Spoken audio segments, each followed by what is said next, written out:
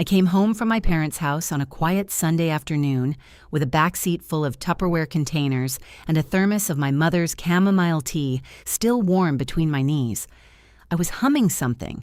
I don't even remember what, because life felt exactly the way it was supposed to feel. Steady, familiar, mine. I had no idea that while I spent 4 days eating my mother's cooking and sleeping in my childhood bedroom, my husband's family had systematically stripped our house down to the walls, drained every account that had my name on it, and boarded a one-way flight to Frankfurt. My husband Daniel went with them.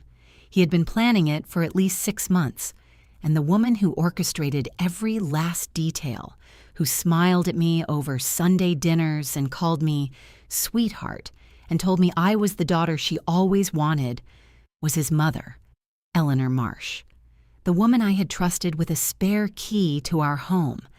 I want you to understand something before I tell you the rest of this story. I am not a naive woman. I have a master's degree in financial law. I ran the compliance department at a mid-sized investment firm. I could spot a fraudulent contract at 30 paces. I prided myself on that, which is exactly why what happened to me is so hard to explain, and why it took me so long to admit that the enemy had been living inside my own walls, wearing a cashmere cardigan and offering to water my plants. But I am getting ahead of myself. Let me take you back to the beginning, back to the version of my life that felt so solid and real that I never once questioned it. Daniel and I met at a conference in Chicago 7 years ago. He was presenting a paper on urban infrastructure, and I was there representing my firm at a regulatory panel. He spilled coffee on my blazer in the hotel elevator. It was almost embarrassingly cinematic. The apologetic laugh, the hurried napkins, the exchange of business cards that felt like something more. We had dinner that night at a small Italian place 3 blocks from the hotel, and by the time the dessert wine arrived, I knew that something had shifted inside me in a way I couldn't quite name. He was warm and funny and unafraid of silence. He listened the way very few people listen, without planning his next sentence. 3 years later, we were married in a ceremony in my parents' garden, barefoot on the grass because I refused to wear heels on my own wedding day. The house we bought together was in a quiet suburb of Columbus, Ohio. A 2-story craftsman with a wide front porch, original hardwood floors, and a kitchen window that looked out onto a backyard maple tree that turned violent orange every October. I loved that house with a fierceness that surprised even me. I had grown up moving every few years. My father's work took us from city to city, and owning that house felt like the first permanent thing I had ever had. My name was on the mortgage. Daniel's name was on the mortgage. We had picked out every piece of furniture together, painted every room ourselves, and spent an entire weekend laying the kitchen backsplash tile by tile because we couldn't agree on a contractor and had decided, somewhat madly, to do it ourselves. The down payment had come almost entirely from my savings. Daniel contributed what he could, but his architecture firm was still young and cash thin. I didn't mind. We were partners. What was mine was ours. That was the deal, and I believed in it completely. Eleanor was part of the picture from the beginning. She was a compact, sharp-eyed woman in her early 60s who wore her silver hair in a severe chignon and always smelled faintly of Chanel No. 5 and something sharper underneath. Something that I would much later recognize as calculation. She lived 40 minutes away in Westerville, in a house that Daniel's late father had paid for and that Eleanor had maintained with a kind of obsessive perfection that made visiting it feel slightly like touring a museum. Every surface gleamed.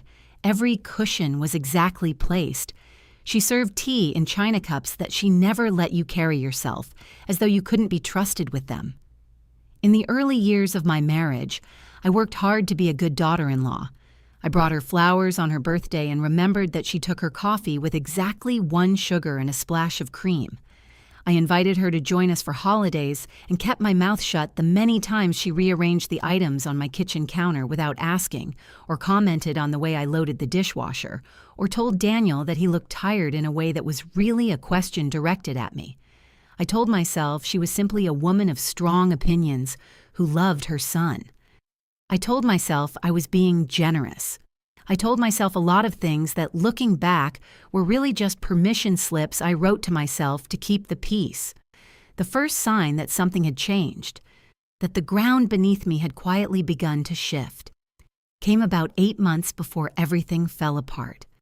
It was a Thursday evening in late autumn, and Eleanor had come for dinner. She did this every few weeks, always on short notice, always arriving with a bottle of wine she had selected herself and a specific opinion about whatever I had cooked. That evening, I had made a braised chicken with lemon and olives, and she had stood in my kitchen watching me plate it with an expression that I would have called appraising if I hadn't been so busy with the oven.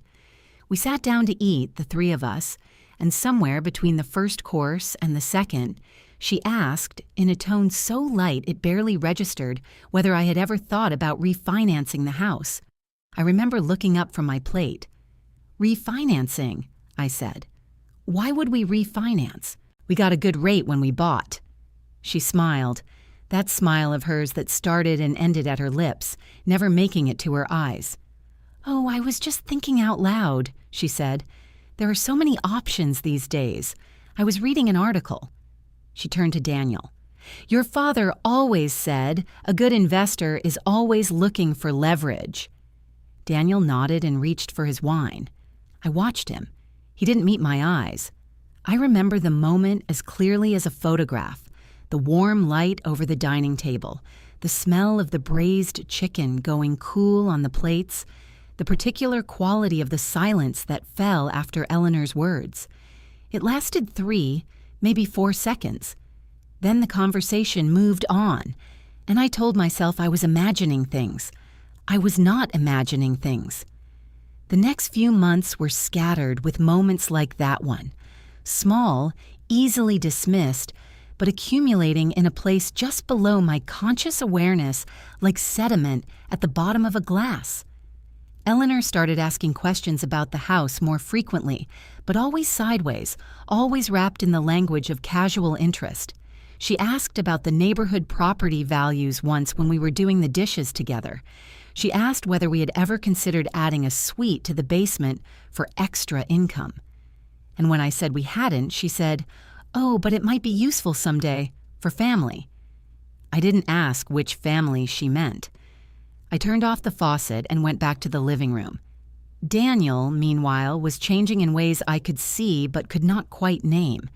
He was present the way a photograph of a person is present. There, but somehow flat. He came home on time, sat through dinner, watched television beside me on the couch, and said all the right things in all the right places. But there was a new quality to his silences that I hadn't noticed before. A guardedness, a watchfulness, as though he were measuring the distance between himself and something I couldn't see. When I asked him if everything was okay, he said yes every time, and his yes was calm and immediate, like a door closing quietly. I started waking up at 3 in the morning. This was new for me. I had always been a sound sleeper, the kind of person who could fall asleep within minutes and stay that way until dawn. But those nights, I found myself lying in the dark with my heart doing something irregular and my mind running circuits through nothing specific, just a low, persistent hum of wrongness. I would get up and go to the kitchen and stand at the counter in the dark, drinking water, staring at the backyard maple through the window. Even leafless in winter, it was beautiful. I told myself the sleeplessness was work stress. I told myself it was hormones. I told myself everything except the truth.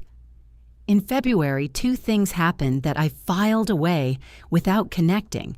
The first was that Daniel told me his mother had been having some health issues. Nothing serious, he said, but she had been anxious, and it would mean a lot to her if I could let her know where we kept our important documents. Just so she feels less helpless, he said. You know how she is. I thought it was a strange request, but Daniel's face was so earnest, so gently pleading, that I told him the documents were in the fireproof filing cabinet in the study, and that I kept copies in the cloud. He nodded and changed the subject. The second thing was that our neighbor, Patricia, a retired school teacher with bright eyes and an encyclopedic knowledge of everyone's business on the street, mentioned to me over the backyard fence that she had seen a man she didn't recognize taking photographs of the front of our house. "I assumed it was a real estate agent or something," she said, squinting, "but he was parked there for a while. I thought maybe you were thinking of selling." I told her we were absolutely not thinking of selling. She shrugged and went back to her garden. I went back inside and stood in the hallway for a long moment, looking at the walls, the framed photographs, the coat rack by the door. I picked up my phone to call Daniel, then put it down. He was in a meeting. I did not call him. I would spend a great deal of time later wondering what might have been different if I had. In March, I planned a visit to my parents. My mother had not been well, nothing life-threatening, but she had had a bad winter, a series of respiratory infections that left her weak and tired and longing for company. My father had asked me to come, and I had agreed without hesitation. I arranged to be away for 4 days, Thursday to Sunday. I packed a bag, loaded my car with a bottle of wine and a box of the dark chocolate my mother loved, and drove down to Lancaster on a Thursday morning, feeling the particular lightness of someone who has temporarily laid down a weight they didn't know they were carrying. I remember the drive, the radio playing something old and familiar, the flat Ohio farmland opening up on either side of the highway, brown and patient, waiting for spring. I remember thinking, this is good. I need this. I remember feeling, for the first time in months, like myself. I spent 4 days being my parents' daughter, sleeping late, eating too much, playing cards at the kitchen table, watching old films on their enormous, unfashionable television. My mother got some color back in her cheeks. My father grilled burgers on Saturday and burned them exactly the way he always had, and we all ate them anyway and didn't say a word.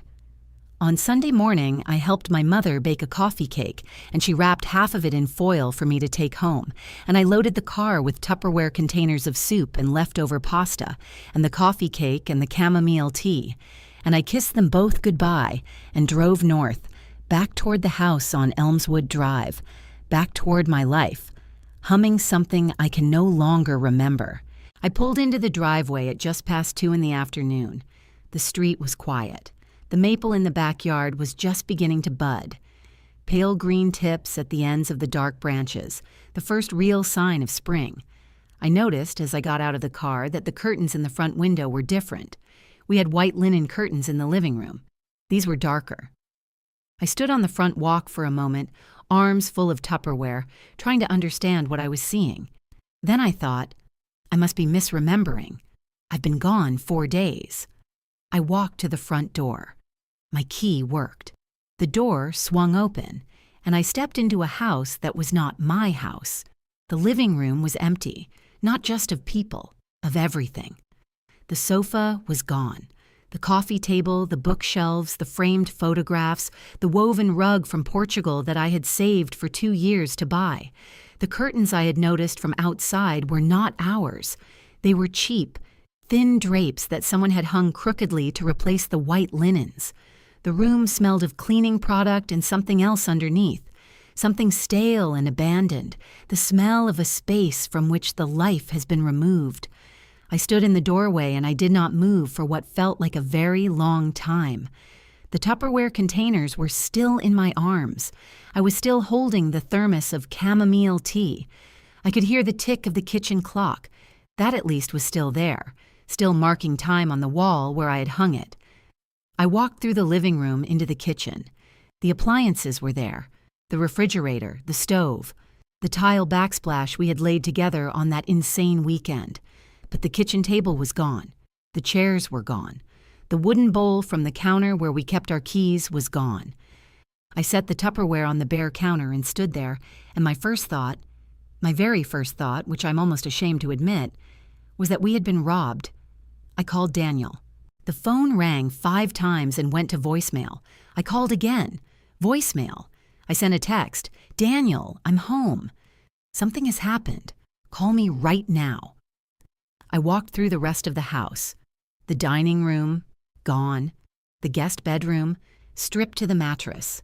our bedroom. I stopped in the doorway. The bed frame was there. Our mattress was there, bare of sheets. The dresser was gone. Both nightstands. The reading lamp I had bought the year we moved in. Daniel's clothes. I checked the closet and my throat closed. His side was empty. Not empty the way a closet is empty when someone is on a trip. Empty the way a closet is empty when someone is never coming back. A few wire hangers swung gently as I opened the door, and the sound they made, that small, hollow, metallic sound, was the first thing that made me understand what I was looking at. I sat down on the edge of the bare mattress. I sat very still. I could hear myself breathing. My phone was in my hand, and I was staring at it but not seeing it. Somewhere outside, a car passed on the street. The kitchen clock ticked. I thought, this is not real. Then I thought, this is completely real. Then I did what I always do when I do not know what else to do. I opened my laptop, which I had brought home from my parents in my bag, and I went to our bank accounts. The joint checking account had $47.83 in it. 3 days ago, it had held just over $28,000. The savings account, the one I had been building for 7 years, the one that held the emergency fund and the vacation savings and a portion of my retirement bridge, had $0. 2 days ago, it had held $94,600. I sat very still for a very long time. The afternoon light moved across the bare floor. The kitchen clock ticked. Outside, a neighbor's dog barked twice and went quiet. I looked at the transaction history. A series of transfers, each just under $10,000, the threshold that triggers automatic bank reporting, had gone out over the past 4 days, beginning the morning after I left for my parents' house. They went to an account I didn't recognize. The transfers were authorized with Daniel's credentials. Our joint account required only one signature for transfers under $15,000. A detail I had never thought to change because I had never had any reason to. My hands were not shaking. I want to be precise about that because I think people expect hands to shake in moments like this, and mine did not. What happened instead was stranger. A deep, total stillness that settled over me like cold water, from the top of my head down through my chest and into my feet. I felt the mattress beneath me and the laptop on my knees and the late afternoon light on my face, and every sensation was extraordinarily clear and precise, as though the world had suddenly been photographed in very high resolution. I looked at the transaction history for a long time. Then I closed the laptop and picked up my phone and called my father. He answered on the second ring. "Sarah, everything okay? Did you make it home?" I said, "Dad, I need you to listen to me very carefully." My father arrived at Elmswood Drive in under an hour. I had not moved from the edge of the mattress. He knocked twice, let himself in with the spare key my parents had kept for years, and I heard him stop in the living room, heard the silence that met him there. And then his footsteps, slow and deliberate, coming down the hall. He stood in the bedroom doorway. He was 64 years old, a retired civil engineer, a man who had spent his career building bridges and approached every problem the same way, methodically, without panic, with a pencil and a legal pad. He looked at the empty room. He looked at me. He did not say anything for a moment. Then he sat beside me on the bare mattress and put his arm around my shoulders and said, very quietly, "Tell me everything." So I told him. I showed him the transaction history on my laptop. I watched his jaw tighten in a way I hadn't seen since childhood. The particular expression of a man working very hard not to say something he couldn't take back. He took out his phone and called Daniel's number. Voicemail, 5 rings. He hung up without leaving a message. "We need to know where he is," he said, "before we do anything else." I called Daniel's office. His assistant Caitlin went very quiet when I asked to speak with him, and then she said carefully, "Mrs. Marsh, Daniel submitted his resignation, effective last Friday." A pause. "I assumed you knew." I said I did not know. She said, "He cleaned out his personal files on Thursday. I saw him carrying boxes to his car." I thanked her and hung up. "He's gone," I said to my father. "He planned this." My father was already writing on his legal pad. "Call your lawyer tonight," he said. "Not tomorrow, tonight." My lawyer was Donna Ferris, sharp, efficient, with a reputation in financial fraud cases that made opposing counsel nervous. She picked up on the second ring and said, "Sarah, what happened?" It was not a question. I told her everything.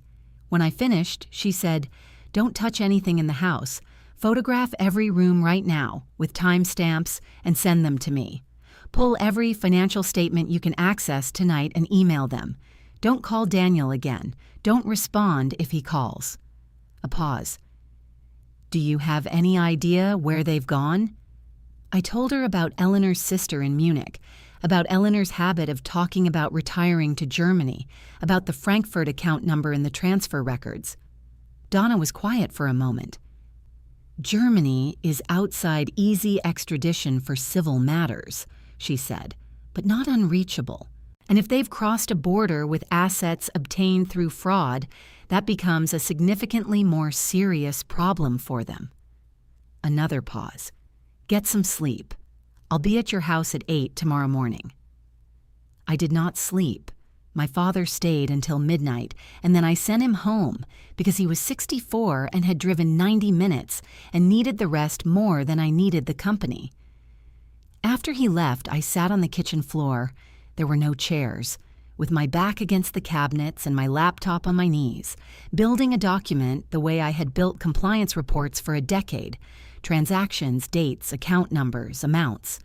Then I went through our shared calendar app because I was looking for anything I might have missed, and I found it tucked in the email chain archive. A message from Eleanor's address to Daniel 6 months ago. Subject line, timeline, with an attachment that had not been deleted. I downloaded the attachment. It was a spreadsheet. 18 months of planning, laid out in clean, precise cells. Columns for dates, account balances, a column labeled S departure window. My trips away, cataloged for a year and a half, waiting for one long enough to execute the plan. A column labeled FRA housing, with a Frankfurt address and monthly rental figures. A column labeled deed transfer status, showing a sequence of dates ending with the word complete. I sat with that spreadsheet on my screen for a very long time. The kitchen clock ticked. The street outside was absolutely silent. I thought about Eleanor building this, column by column, month by month, while calling me sweetheart at Sunday dinners. I thought about Daniel watching her build it. I thought about the Thursday morning he had kissed me goodbye and said, "Drive safe, I love you," while knowing exactly what was waiting for me when I returned. I felt something close inside my chest, something cold and final and precise, like a lock turning. Then I forwarded the spreadsheet to Donna with a single line, "See column 3. My father found the other piece while I was still working. In the fireproof filing cabinet in the study, the one I had told Daniel about when he claimed Eleanor needed to know where our documents were kept, he found a single sheet of paper placed inside the folder containing the house deed. It was a copy of a quitclaim deed, dated 14 months ago, transferring my half of the house to Eleanor Marsh, with what was supposed to be my signature on it. I sat down on the floor of the study when I saw it, not on a chair, on the floor because my legs simply declined to cooperate. I looked at my supposed signature, and even in my state of shock, I could see immediately that it was wrong. Close, but not right. Slightly too, even in the loops, the way a practiced forgery always is. A cold clarity settled over me then, absolute and complete. I put the document in a plastic sleeve and handed it to my father without a word. He looked at it. He looked at me. "Document forgery," he said very quietly. "That's criminal." "Yes," I said, "it is." Donna arrived at 8 the next morning with a colleague named Marcus, who specialized in international asset recovery. We sat on the kitchen floor and I walked them through everything. Marcus photographed the forged deed and emailed it to a forensic document specialist before the first hour was done. Donna read the spreadsheet 3 times, making careful notes. When she finished, she looked up over her glasses. "Sarah," she said, I want you to know that what I'm looking at is one of the most comprehensively documented fraud cases I have seen in 15 years of practice. Eleanor Marsh is not a stupid woman, but she made the mistake of being organized. She tapped the spreadsheet printout. This is her confession. On Tuesday, Donna filed for an emergency injunction to freeze the fraudulent transfers. On Wednesday, she filed a criminal complaint with the Columbus PD and a parallel report to the FBI's Financial Crimes Division. Daniel's passport was flagged, Eleanor's as well. The German BaFin, Germany's federal financial authority, was contacted through an international cooperation agreement and was, as Donna put it with precise satisfaction, very interested in the situation. On Thursday evening, my phone rang, a Frankfurt number. I let it ring 3 times. Then I answered. Sarah. Daniel's voice quiet and measuring. I know you're angry, but if you'll let me explain. My mother, she was trying to help, and our financial situation was… He stopped. I could hear him breathing. I could hear European traffic in the background, fast and dense. I thought about column 3, 18 months of my departure windows, tracked and cataloged while I drove to my parents, with wine and chocolate and ordinary love. Daniel, I said, and my voice was very calm, the voice I use in compliance meetings when I am explaining to someone exactly how badly they have miscalculated. I have the spreadsheet. Silence. I have the forged deed. I have the wire transfer records. I have your email to the Frankfurt address where you are currently staying. My lawyer has filed criminal complaints in Ohio and with the FBI. The German BaFin is currently reviewing the account where you moved our money. Your passport has been flagged. A pause. Is there anything you'd like to add to that? The silence on his end was the longest I have ever heard from another human being. Then he said very quietly, Sarah, I'm sorry. And I heard in those 3 words exactly what they were. Not remorse, but the sound of a man who had finally understood the dimensions of his mistake. I had loved him for 4 years, and I knew the sound of his voice down to its smallest frequencies, and what I heard was not grief for what he had done, but fear of what was coming. I know you are, I said, and I hung up. He called back 4 times. I did not answer. That evening, Donna called to tell me that Eleanor had made contact through a German attorney and was prepared to discuss a settlement. Donna's tone when she delivered this information suggested she found it nearly charming in its naivety. She still thinks this is a negotiation, Donna said. It stopped being a negotiation when she forged your signature on a property deed. What followed was not a dramatic courtroom scene. Real legal consequences rarely are. They unspool slowly and methodically in documents and filings and formal letters, in the language of procedure and jurisdiction and statutory code. Eleanor attempted 4 separate times to negotiate the forgery charge into a civil settlement.